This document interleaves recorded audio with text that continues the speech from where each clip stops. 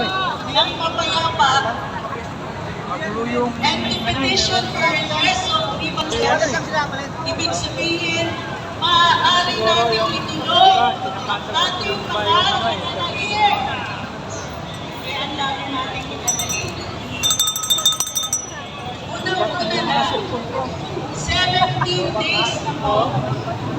17 days simula nung wala sa atin si Tatay Digong. 17 days tayo, hindi niya kapigil. 17 days tayo, walang sinasandalan. Pero, andito tayo ngayon, hindi lang dahil birthday niya. Pero para ipaalala dun sa mga nakatira sa tabing Pasig, na naaalala natin ang turo sa atin na bahagi tayo ng isang sambayan ng may mga karapatan sa ilalim. Dami-dami naman tao dyan sa ISID, dapat nagbabawas dyan. Alin siya?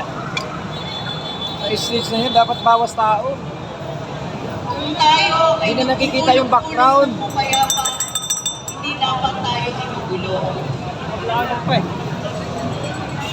Kung tayo ay walang ginagawang masama, walang krimen na ginagawa, hindi pwede tayo piliin.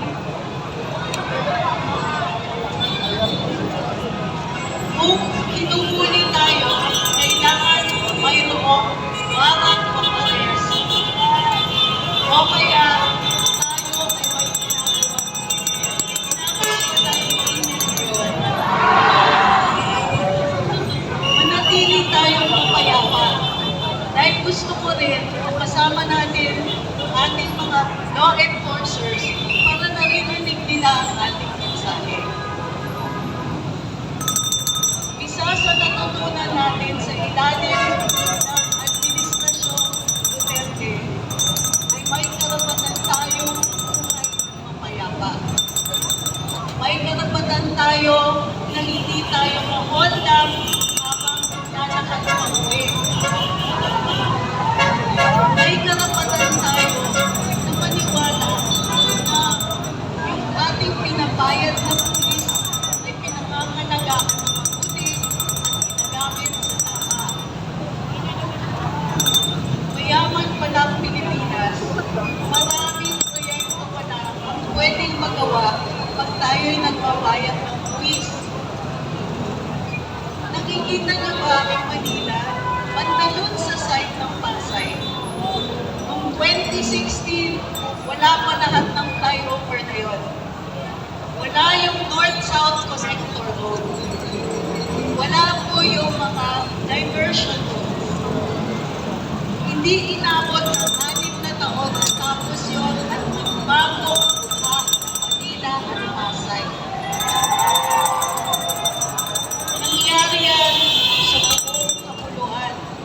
Nagpunta ako sa Sulu. Doon po kasi ako lumaki. Nagawa yung circumferential road ng Sulu. Sa isla ng Sulu. Yung dating tinatabuan ng Abu Sayyaf na wala. Overnight halos nawala yung kidnapping. Overnight halos nawala na yung mga labanan, yung barilan sa pagitan ng AFP at ng mga insurgents.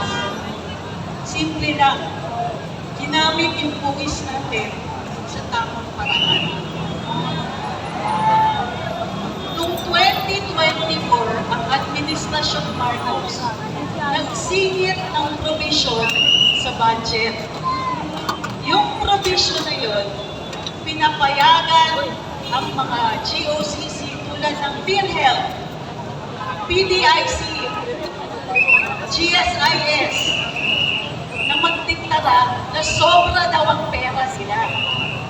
At dahil sobrang pera nila, yung iba inilipat dun sa tinatawag na on-program appropriations.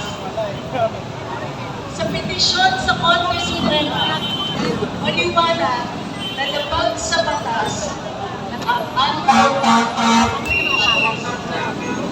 Pera ng bayan o halos overnight nawala. Yun po, ang 2024, namigay sila ng halos 8 bilyon. Ang pera natin, hindi sumano'y ginamit sa Aida. Wala pong pandemya, walang epidemic. Hindi ito yung ginamit nilang sagot sa kahirapan. Nawalan tayo, nabawasan ng bulati, ang nilaan ng pera para sa healthcare. Kung kayo po ay nakakaranas ng sakit, may karamdaman,